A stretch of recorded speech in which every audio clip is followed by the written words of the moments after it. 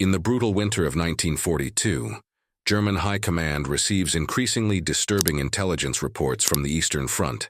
A lone Soviet sniper, operating with deadly precision in the ruins of Stalingrad, has systematically eliminated over 300 Wehrmacht soldiers.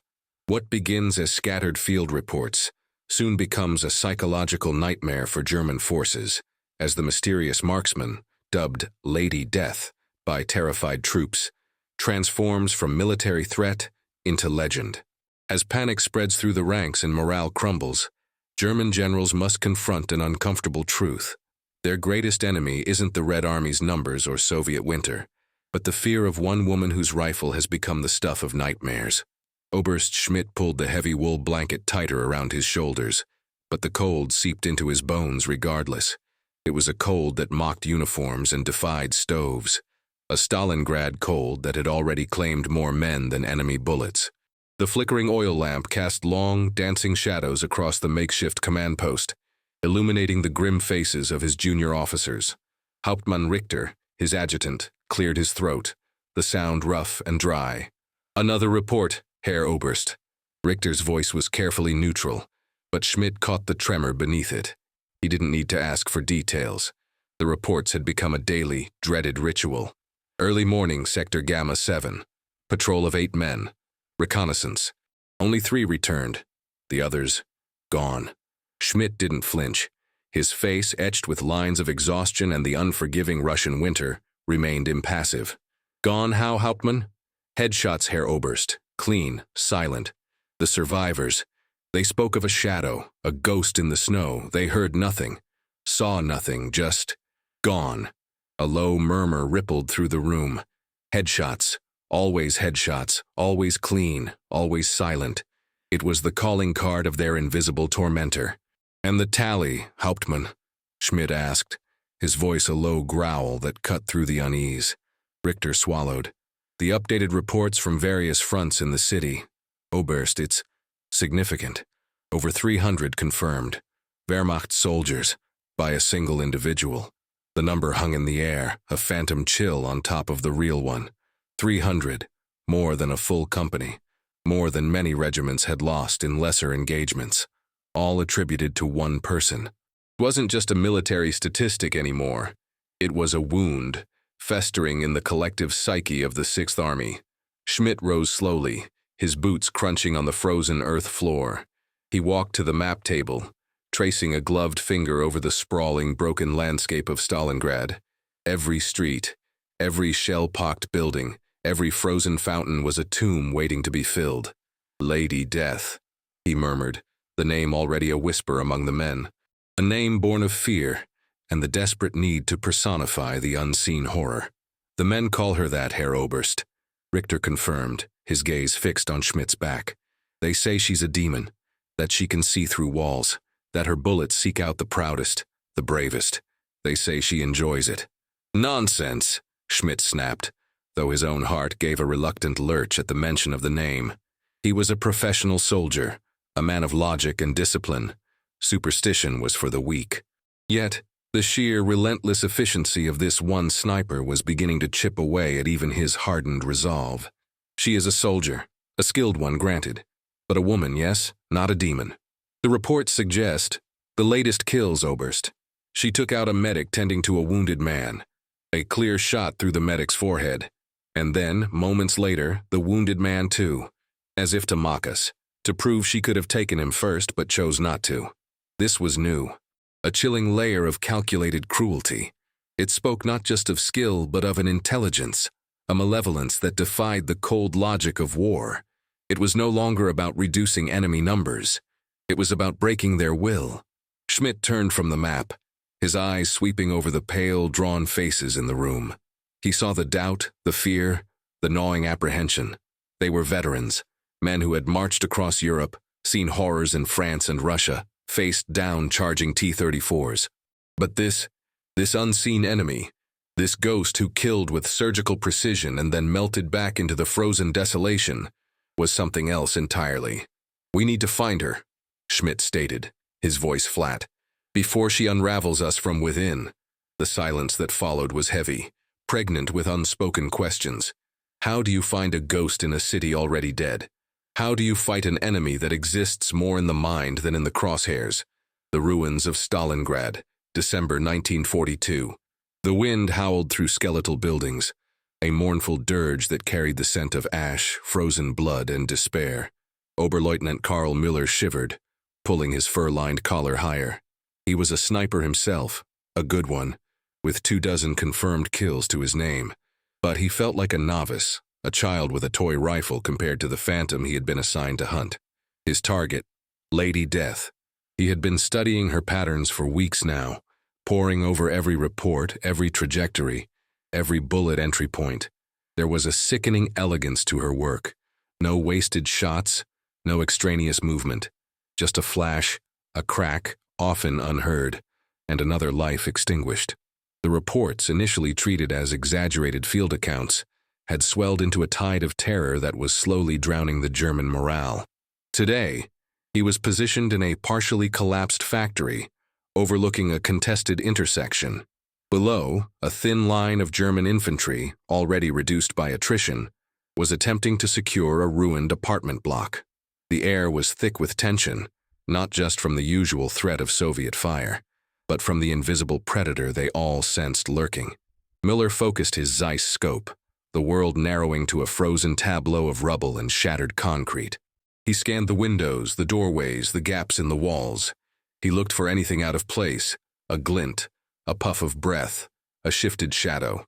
He knew she would be in an unlikely spot, a place no sane man would choose, yet one offering a superior vantage. He thought of the tales, how she picked off officers first, then communications personnel, then the bravest men attempting to rescue the wounded. How she left behind her victims not just dead, but often in a way that maximized psychological impact. The medic, for instance, or the machine gun team whose gunner was killed, then his loader, then the assistant loader, one by one, methodically dismantling their fighting spirit. His own men were starting to believe the stories. He'd heard them whispering around meager fires, their voices low and hushed. She smells fear. She can see into your soul. She is the avenging spirit of Mother Russia. Müller scoffed inwardly. A peasant woman, most likely, embittered, skilled, but a woman, not a spirit. Yet a part of him, a tiny, terrified part, wondered. How else could one individual inflict such damage, not just physical but spiritual? A sudden movement in his periphery. He swung his rifle, the cold metal biting into his cheek, a rat scuttling across a pile of frozen bricks. His heart pounded. He hated this. This constant vigilance, this waiting for an enemy who was always there, yet never seen. It was like hunting a ghost, a myth made real by the fear of men. He remembered a briefing from General Paulus himself, rare for a man of his rank to address junior officers on such a specific threat. Paulus, usually so stoic, had a haunted look in his eyes. He spoke of the need to eliminate this disruptive element, emphasizing the psychological damage she inflicted. He had mentioned the rising rates of desertion, self-inflicted wounds, and outright panic among frontline troops. She wasn't just killing soldiers, she was killing the army's will to fight. Müller adjusted his position, his muscles stiff from the cold. He knew her favorite time was dawn or dusk, when the light was playing tricks, when the wind was strongest, masking the sound of her shot. He had studied her choice of weapons, usually a Mosin Nagant, well-maintained, scope adapted for extreme cold, but some reports hinted at a captured Kar 98K, suggesting an adaptability, a resourcefulness that was truly unsettling. He scanned a bombed-out church tower, a classic sniper's nest, too obvious. She was never obvious. What about the burnt-out tank hull, half buried in the snow, or the collapsed sewer pipe extending into no man's land? She would be where she could hold her position for hours, even days, surviving on meager rations, her body hardened against the elements. A distant thud, artillery, Russian. The familiar sound, usually unnerving, was almost a comfort. It was a tangible enemy. It made noise. It could be fought. Lady Death was different. She was silence and shadow, a whisper of dread in the bitter wind. He thought of the German counter-snipers sent before him. Hauptmann Kessler, a veteran of 2 wars, lauded for his patience and cunning. Gone. Oberfeldwebel Schmidt, a marksman of legendary skill, who swore he would bring her down, gone. Each time their last reported positions were eerily close to a major engagement, a skirmish, a moment of chaos when attention was diverted. She struck in the distraction. A single shot rang out, sharp and clear. Not from his position, not from the Russian lines. It seemed to come from everywhere and nowhere. Down below, in front of the apartment block, a German infantryman slumped forward, his helmet clattering on the frozen ground. His comrades scattered, diving for cover, their shouts echoing in the desolate landscape. Mueller's breath hitched. Another one. He squinted through his scope, frantically searching. He saw the small, dark entrance of a partially destroyed cellar, far too low to offer a decent line of sight for most. Yet a glint, almost imperceptible, shimmered for a fraction of a second near the edge of the opening. It could have been ice. It could have been anything. But Mueller knew. It was her. A cellar opening. A low angle. Unorthodox. Brilliant. He moved, slowly, deliberately, trying to align his own shot. His heart pounded against his ribs, a frantic drumbeat against the silence. This was it. The ghost. The legend. He could end the nightmare. He could bring back hope. He squeezed the trigger. The recoil jolted his shoulder. The crack of his own rifle seemed impossibly loud in the vast silence. He watched through the scope, his breath fogging the air. The glint was gone. Nothing else moved. Did he hit her? Was she finally dead? Or had he merely shot at a phantom, a trick of the light, a figment of his own rising fear? He waited, his finger still hovering over the trigger, listening to the agonizing silence, broken only by the distant rumble of artillery and the frantic thumping of his own heart. The ghost hadn't revealed herself, but she had certainly made her presence known, and the psychological battle continued. In the dimly lit operations room, General Oberst Friedrich Paulus stared at the reports, his usually meticulous features contorted in a grimace. The figures scrolled across the board were stark, undeniable. 342. Confirmed kills by the Soviet sniper. Lady Death. The name, once a morbid joke, was now uttered with a reverence born of terror. Our losses are unsustainable, Herr Generaloberst, Oberst Schmidt stated, his voice devoid of emotion. Not just in personnel, but in fighting spirit. The men, they are breaking. They see ghosts in every ruin, hear her name in every whisper of the wind. Paulus slammed his fist on the table, the maps and reports shuddering. This is madness. One woman, one bloody woman is crippling the Sixth Army. His voice, usually calm and measured, was strained, tinged with a desperation he rarely allowed to show. The relentless cold, the savage Soviet resistance, the tightening noose of encirclement, all were immense pressures. But the sniper, she was a festering wound, a psychological weapon far more potent than any cannon. We have deployed our best counter-snipers, sir, Richter offered, his voice strained. Mueller, Kraus, Steiner, all gone. They either vanish or they are found with her signature headshot. Paulus closed his eyes for a moment, picturing the faces of those men. Good men, loyal, highly skilled, and utterly helpless against this unseen force. She is not just a marksman, he finally said, opening his eyes, a glint of chilling realization in them. She is an artist of fear. She is orchestrating this, deliberately. He grabbed a fresh intelligence report, still damp from the press. Listen to this. Report from a captured Soviet private. He speaks of her. A woman named Lyudmila Pavlichenko. She fought in Odessa, in Sevastopol. She is celebrated as a hero, a symbol. They parade her name, her kill count openly. Schmidt's eyes widened slightly. They are using her, Herr Generaloberst, magnifying the legend. Precisely, Paulus spat, pacing the small room. And we are feeding it. Every man who dies by her hand, every rumor that spreads, every whisper of Lady Death, it adds to her power. She has become more than a sniper. She is a symbol of their defiance, a manifestation of our undoing.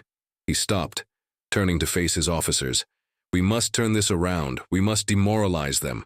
Find her, capture her, bring her here, alive if possible. If not, then bring her head, a visible victory, a crushing of their symbol. But how, sir? Richter dared to ask. Our snipers fail, our patrols are decimated. She holds the initiative. She chooses her ground, her time. Then we change the game, Paulus declared, a flicker of his old strategic brilliance returning. We make her come to us. We set a trap, a bait. The officers exchanged uneasy glances. Bait. What could possibly bait such a creature? The bait was a small, isolated outpost, recently captured, strategically insignificant, but visible from key Soviet positions. It was a ruin among ruins, a crumbling facade that offered little cover but promised a clear shot to anyone brave, or foolish, enough to attempt it. Oberleutnant Johann Weiss, a young ambitious officer, was put in charge of the bait. He had been promised a promotion, a transfer out of this frozen hell if he succeeded. But as he surveyed the barren landscape around the outpost, his stomach churned with a fear he refused to acknowledge. He was bait. His men were bait. Keep a low profile, men, he instructed, his voice hoarse.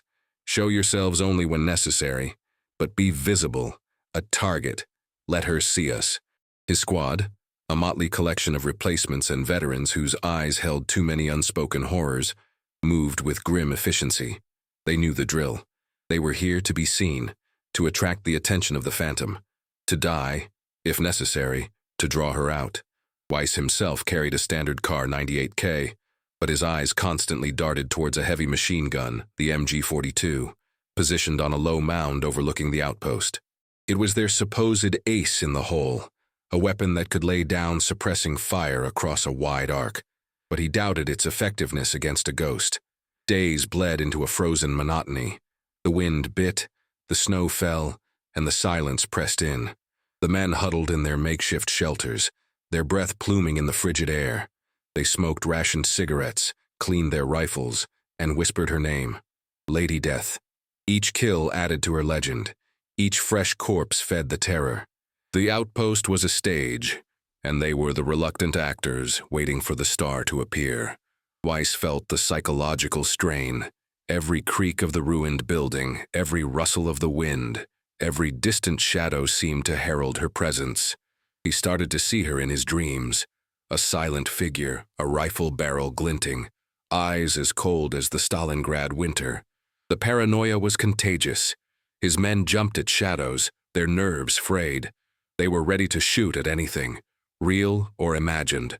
On the third morning, a single shot rang out, not at the outpost but far to their left, targeting a German patrol attempting to flank a Soviet position. A corporal, scouting ahead, fell instantly. She's here, a private whispered, his eyes wide with terror. She knows. Weiss bit back a retort. Of course she knows.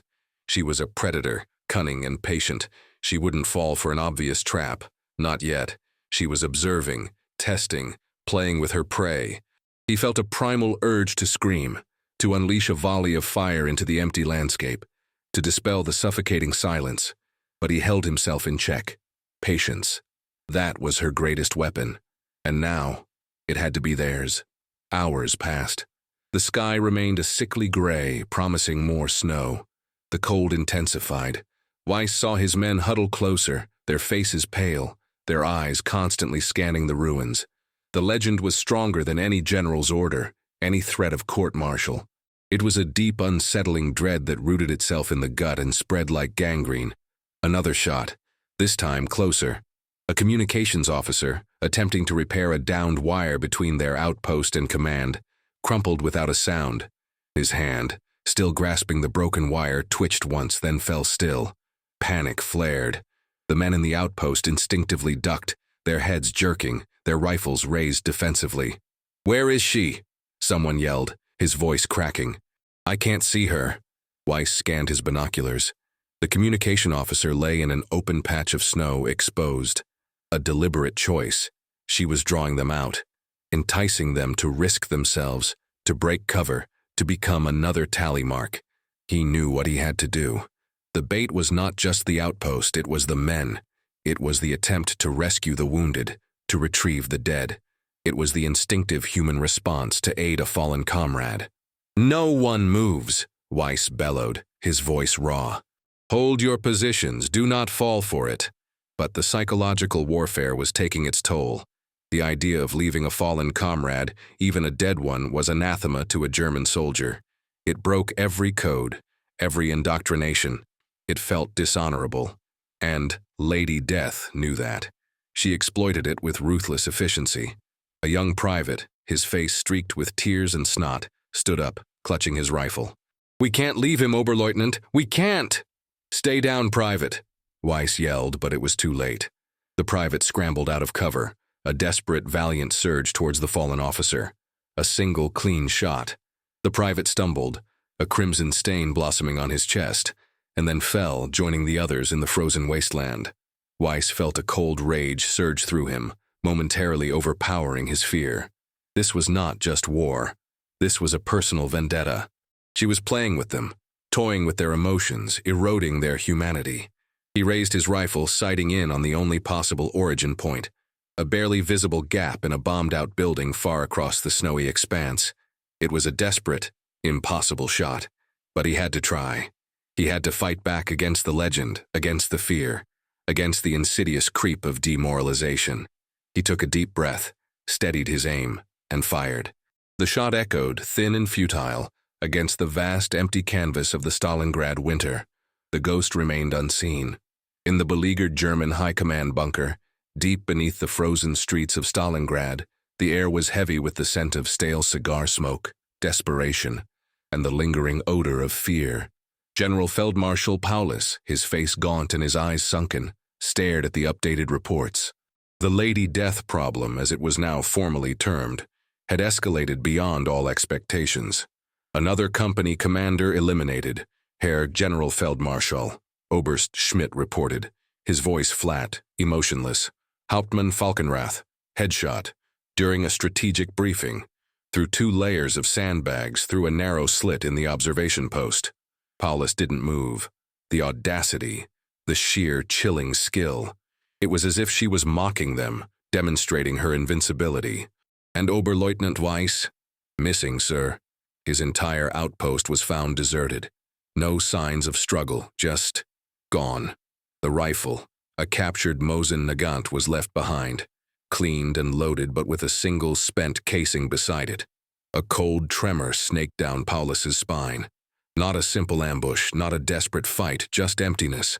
A message. The weapon left behind was a taunt, a challenge. I am here, I am everywhere, and I am untouchable. The effect on morale, sir, is catastrophic, Schmidt continued, consulting his notes. Desertion rates are up by 30% in frontline sectors. Self-inflicted wounds are rampant. Men are refusing to go on patrol. They say it's suicide. They say she hunts them, like animals. Paulus finally stirred, his gaze sweeping over the map of Stalingrad. The city was a death trap, a mausoleum of ice and shattered dreams. And within it, this one woman had become a force multiplier for the Soviets. A psychological weapon far more devastating than any new tank or aircraft. We have received directives from the Führer's headquarters, Schmidt said, his voice dropping to a low, grave tone. This sniper, Lyudmila Pavlichenko, she has become a primary target, more important than any individual strongpoint, more important than localized advances. Her elimination is paramount. Paulus scoffed, a bitter, dry sound. Paramount. How do we eliminate a ghost, Oberst? She is not just a woman with a rifle anymore. She is a symbol, a legend.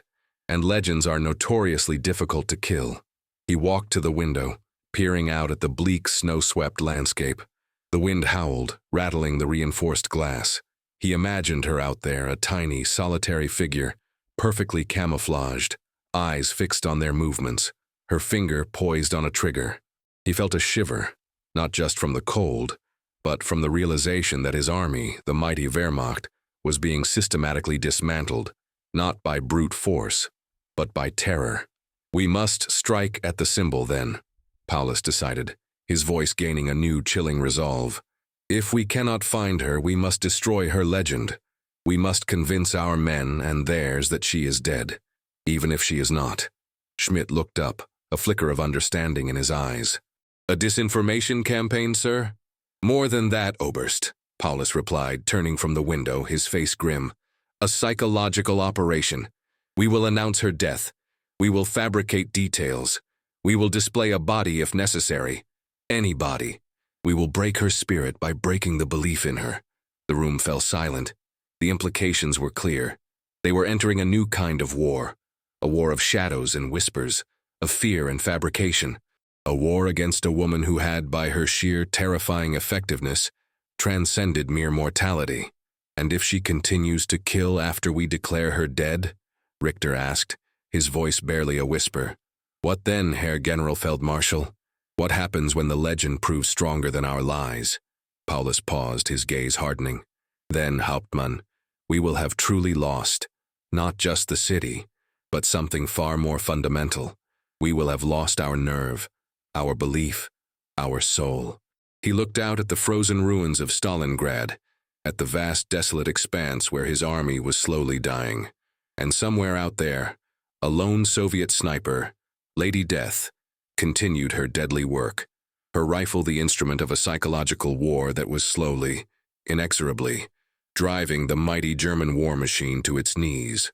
The fear she instilled was not just a tactic, it was becoming the ultimate, devastating weapon.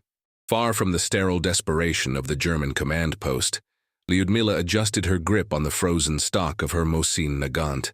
Her breath plumed in the sub-zero air, quickly dissipating. Her eyes, narrowed and intense, peered through the worn scope, scanning the desolate street below.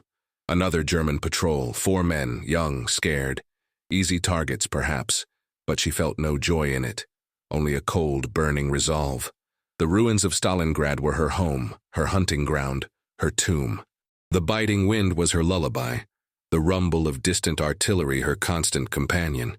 She had seen too much, too many friends die, too many homes burn, too much blood on the snow, and each German she eliminated was a small, almost insignificant, repayment for the vast debt of suffering they had inflicted.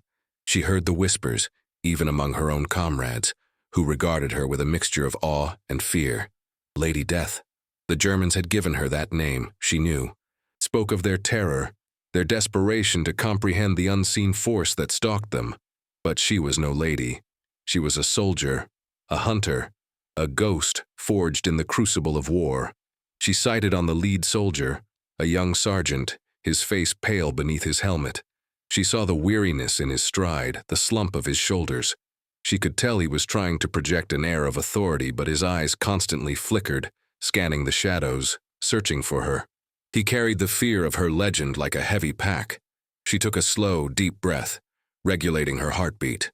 Her fingers, though numb with cold, remained steady on the trigger.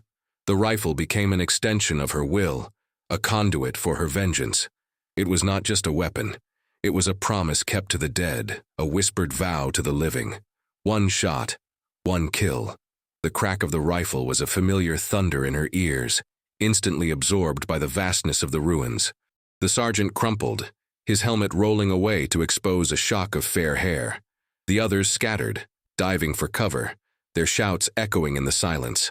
But it was already too late. Lyudmila reloaded with practiced ease, her movements fluid and economical. She picked off another, a soldier attempting to drag his fallen comrade to safety. Then another, a man foolish enough to pause and look back. 3 bodies now lay sprawled on the frozen street, adding to the grim tally. She melted back into the shadows, a specter disappearing into the ruined landscape. Her work here was done. For now. She would move, find a new vantage, observe, and wait. Always wait. The cold was her ally, the ruins her sanctuary, and fear her most potent weapon. She had heard the German attempts to counter her, the dedicated sniper teams, the patrols, the traps, all futile. They hunted a phantom, a symbol, a force of nature.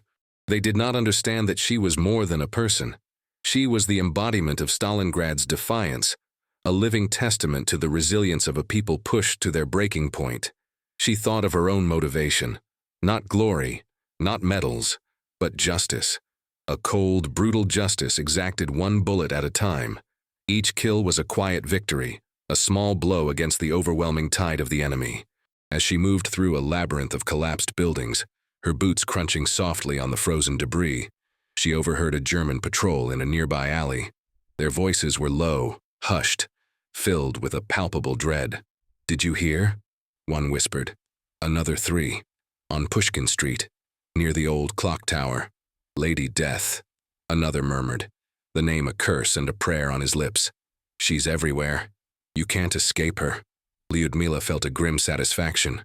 They feared her. That was good. Fear was a corrosive acid, eating away at their resolve, gnawing at their sanity. It made them hesitant, careless, vulnerable. It turned seasoned soldiers into terrified prey. She reached her new position, a high perch in a half-destroyed factory chimney, overlooking a major supply route. The wind whipped around her, tearing at her clothes, but she barely noticed. Her body was a hardened vessel, immune to the elements, focused solely on the task at hand. She unpacked her scope, meticulously cleaned the lens, and settled into position. The sun was setting, casting long crimson shadows across the snow. The light was fading, the perfect time for her to strike.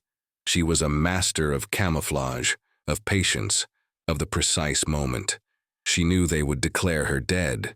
The Germans were desperate. They would invent her demise, propagate her defeat. But she also knew the truth, and her rifle would continue to speak it, one chilling shot at a time, echoing through the ruins of Stalingrad, reminding them that Lady Death was real, alive, and very, very deadly. The fear she inspired was her legacy, a legend written in blood and forged in the brutal winter of 1942. The legend of Lady Death reminds us that in war's darkest hours, a single individual can become a symbol that transcends the battlefield itself. Lyudmila Pavlichenko's story, and the psychological terror she instilled in an entire army, demonstrates how fear can be as powerful a weapon as any tank or artillery piece. What other untold stories from history's most brutal conflicts shaped the course of nations? What legends were born in the trenches, the ruins, and the frozen wastelands where ordinary people became extraordinary symbols of resistance? Share this story if it gave you a new perspective on the psychological warfare that raged alongside the physical battles of World War II. Like and subscribe for more deep dives into the human stories behind history's most pivotal moments, the individuals who became legends, the fears that shaped armies, and the psychological battles that often determined victory long before the last shot was fired.